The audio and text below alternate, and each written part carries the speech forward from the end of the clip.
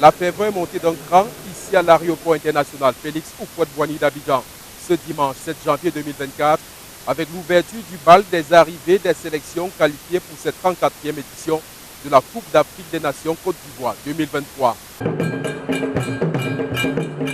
Grandissime favori après leur prestation historique à la dernière Coupe du Monde, les Lions de l'Atlas du Maroc ont fait escale à Abidjan pour certaines formalités avant de poursuivre pour San Pedro où ils seront établis pendant la première phase de la compétition. Les Marocains n'entendent visiblement rien acheter ici en Côte d'Ivoire. Ils sont arrivés avec une impressionnante logistique transportée dans 3 gros camions. Après le Maroc, la Guinée-Bissau est le deuxième pays à fouler le sol ivoirien.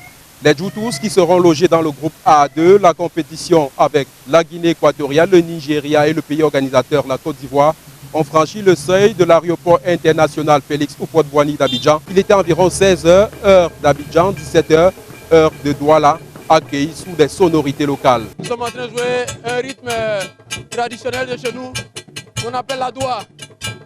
Et ça se joue en quelles circonstances?